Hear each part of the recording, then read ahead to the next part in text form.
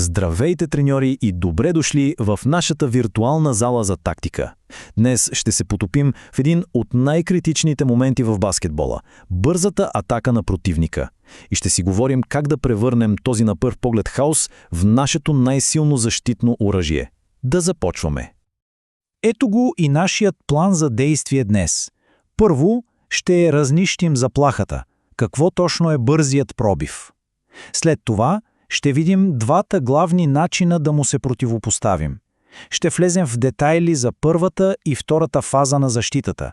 И накрая ще обобщим всичко в няколко ключови тактики, които всеки отбор трябва да знае. И така, защо бързият пробив е такъв кошмар за всяка защита? Ами, защото той преобръща играта за секунди.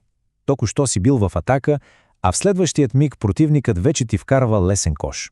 Точно тези лесни точки са тези, които могат да пречупят духа на един отбор. Ето защо една солидна защита срещу бърз пробив е просто задължителна. Тя е основата. И тук стигаме до същината. Каква е целта ни? Не е да правим някакви героични кражби и да рискуваме. Основната ни задача е да убием скоростта, да развалим ритъма на противника. Искаме да превърнем техния спринт в едно бавно, мъчително позиционно нападение срещу нашата вече подредена защита. Ето тогава ние държим контрола. Добре, значи противника тръгва в атака. Какво правим? В тези първи решаващи секунди отбора трябва да реагира като един организъм. И тук общо взето има две основни философии. Два пътя, по които можем да поемем. Единият вариант е, така да се каже, пълното отстъпление. Всички спринтират панически назад към коша, за да се изгради стена. Това е по-сигурният, по-безопасен вариант.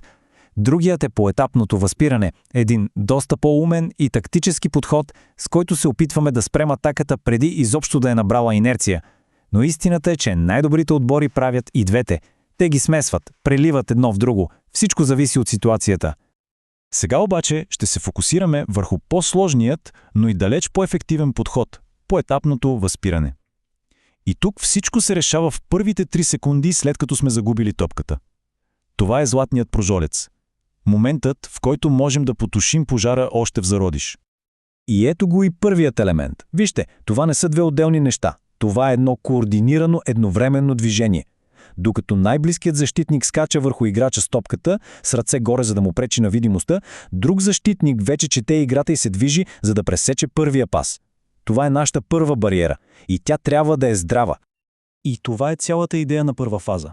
Цялата. Ние не чакаме атаката да дойде при нас, ние я атакуваме.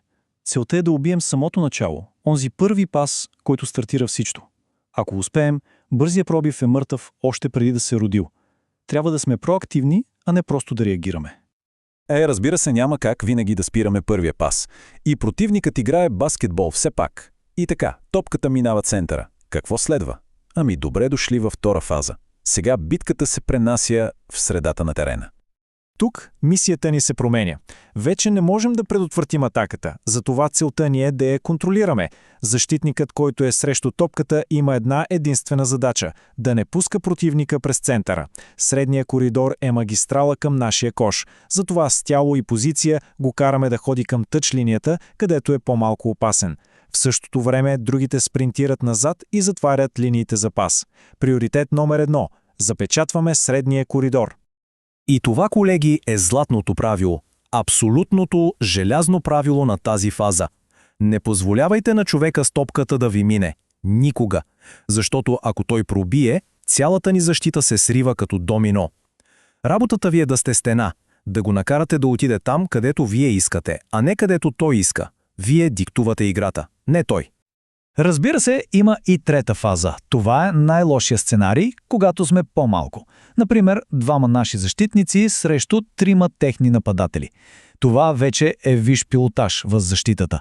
Изисква перфектна комуникация, перфектни ротации. Затова ще му отделим специално внимание в някои от следващите ни анализи, защото темата е огромна. Добре, време е за финалния инструктаж. Разглобихме защитата на съставните й части. Видяхме всяко едно болтче. Сега, нека да сглобим пъзела отново и да преговорим основните принципи, които всеки играч трябва да е гравирал в съзнанието си. Ето го и вашият контролен списък. Запомнете, първо, целта е забавене, не хазартни опити за кражба. Убийте скоростта. Второ, атакувайте първия пас, не му давайте въздух. Трето, средният коридор е забранена зона, пазете го с цената на всичко. Четвърто, връщайте се умно с поглед към играта. И пето, може би най-важното от всичко, говорете, крещете. Комуникацията е лепилото, което държи всичко това заедно. Без нея всичко се разпада. С това днешният ни урок приключва. Както видяхме, защитата срещу бърз пробив не е просто тичане назад. Тя е интелигентна, координирана система. Изкуство, което се учи с всяка тренировка. Ако този тактически разбор ви е бил полезен и искате да продължим да разнищваме играта заедно, абонирайте се за канала. Така ще получите достъп и до други стратегии, които правят разликата между победата и загубата.